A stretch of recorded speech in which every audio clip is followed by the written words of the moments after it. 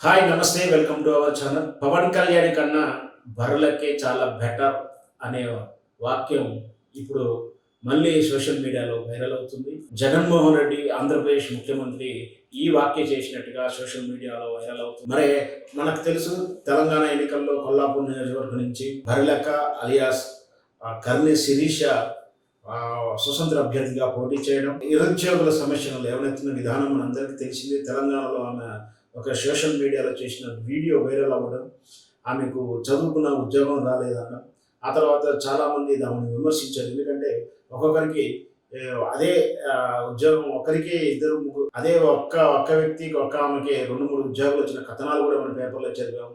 ఒకవేళ నీకు ప్రతిభ ఉంటే నీకు ఉద్యోగం వచ్చేది ఉండే, నీకు ప్రతిభ లేని దానికి ప్రభుత్వాన్ని ఎలా ఎందుకు చేస్తావు అంటూ ఆమె ట్రోల్ చేసిన విధానం కూడా మనం చూసాం. ఏదైతే చివరికి ఆమె ఒక చిన్నపాటి సెలబ్రిటీలా తయారవి, ఆ తర్వాత ఎన్నికల నేపథ్యంలో వచ్చినప్పుడు ఆమె ఎన్నికలను ఫ్యాక్టర్గా తీసుకుని ఎన్నికల్లో పోటీ చేయడం, నిరుద్యోగ సమస్యను 119 నియోజకవర్గాల కన్నా ఆమెలో 119 నియోజకవర్గాల్లో ఆమెకి ఎక్కువ పబ్లిసిటీ రావడం, సామాజికవేత్తలైనటువంటి చాలామంది లేదా వివిధ నాయకులు అందరూ కూడా స్వతంత్రంగా వెళ్ళి ఆమెకు మద్దతు ఇవ్వడం, కొన్ని కోట్ల రూపాయలు పెడితే కానీ ప్రచారం రానటువంటి ఎన్నికల ప్రచారం రానటువంటి విధానం మనకు తెలుసు. అయినా కూడా ఆమెకు ఉచితంగానే చాలా ప్రచారం వచ్చింది. అయినా కూడా తీరా ఎన్నికల్లో ఆమె ఓడిపోయి కనీసం 4వ స్థానం కూడా లేకుండా 5,000 చిల్లర ఓట్లు మాత్రమే వచ్చినాయి.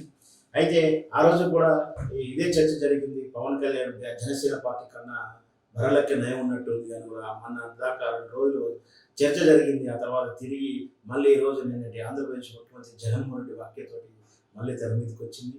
నిజంగా కూడా ఇక్కడ జనసేన పార్టీ 8 స్థానాల నుంచి పోటీ చేసినప్పటికీ ఎక్కడ కూడా డిపాజిట్ దక్కుకోలేదు. అదే బీజేపీ పొత్తులు ఉన్నటువంటి బీజేపీ పార్టీ 8 స్థానాలను కైవసం చేసుకుంటే కనీసం ఒకటి కూడా స్థానాన్ని కైవసం చేసుకోలేదు.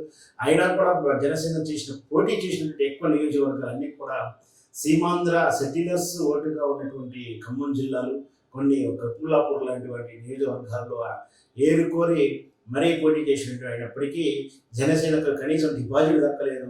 2,000 ఓట్లు కూడా సరిగ్గా రాలేదు.